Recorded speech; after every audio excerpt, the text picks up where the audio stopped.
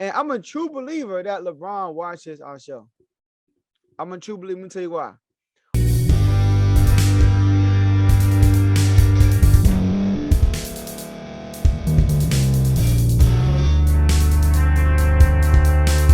Welcome to Refuse to Lose. My name is Joe Jordan. I'm your host today. Today we're going to talk about two players, LeBron James and Nikola Jokic. Two players that had a great game over the weekend. We were going to talk about Tatum too, but we're going to stick with Jokic and LeBron. So first off, LeBron, at age 37, 56 points, 10 rebounds.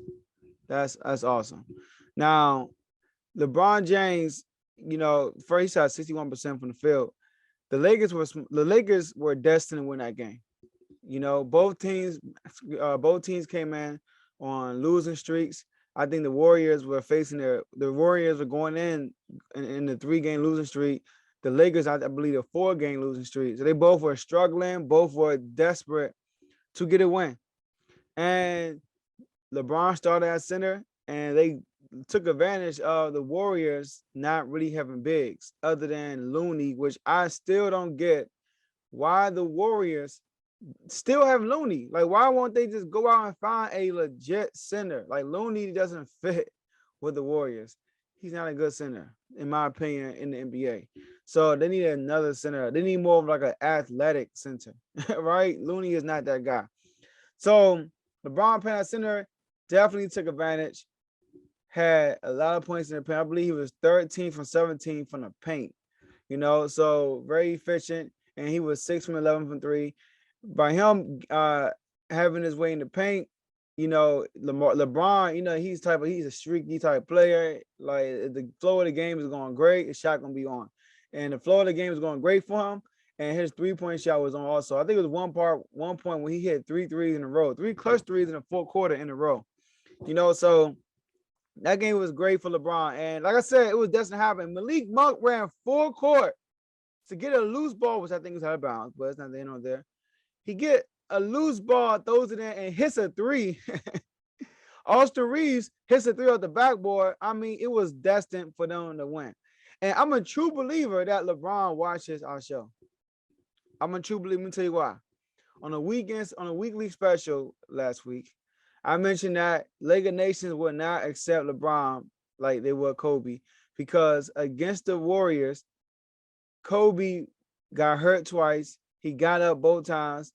He had 2 clutch shots in the fourth quarter, and he tore his Achilles. But you saw that he tried to win. So LeBron against these same Warriors, it was 2 times in the game when LeBron was shaking up. 2 times, like Kobe. 2 times in the game he was shaking up.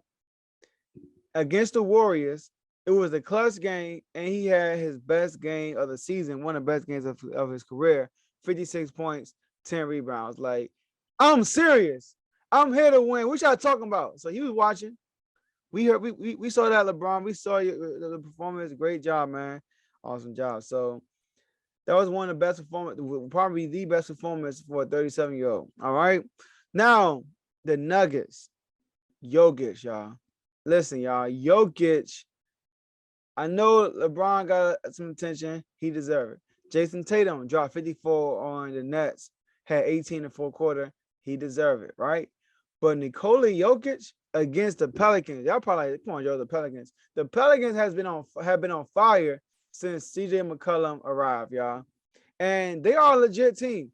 So this Pelican team were up by double digits, right, throughout the whole fourth quarter. I'm watching that game, and I'm like, it's one of those games when you know that the Pelicans are gonna win that game. It's just bound to happen. Nikola Jokic got to a mindset of, I'm going to take over. He is scoring after every play, scoring and scoring. But also the Pelicans were answering every time Nikola Jokic scored. They were answering with their own score. Brandon Ingram would hit a 3, hit a mid-range. CJ McCollum hit a 3 or hit a mid-range, right? CJ McCollum and Brandon Ingram found an open man.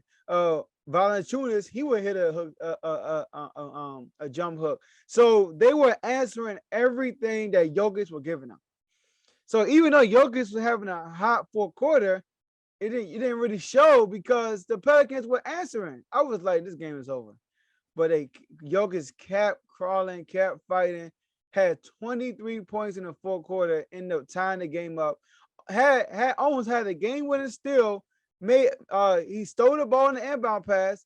He tried to shoot it up. He tried to shoot it, get double tip. He passed. He did a great pass, like a pass to Jeff Green, and Jeff Green tried to throw it up real quick and he airball.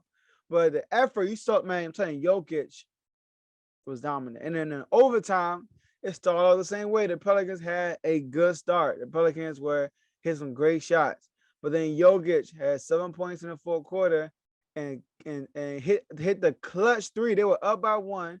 And then he got the ball when the shot clock was going down, shot a 3, hit a 3. They went up by 4, less than a minute left.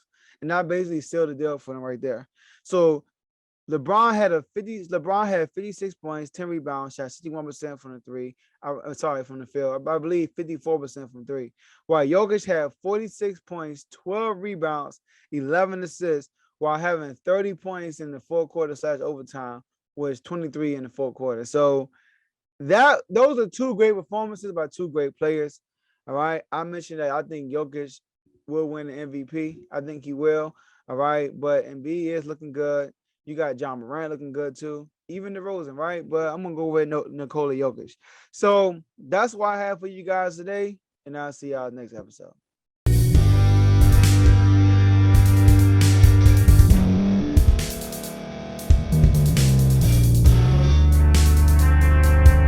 Thank you for staying to the end. If you're watching this on YouTube, please like this video, subscribe, and also hit that notification button so you can be notified next time we put out a video. If you're listening on any podcast platform, subscribe and hit that notification button, y'all, so you can be notified we put out another podcast audio.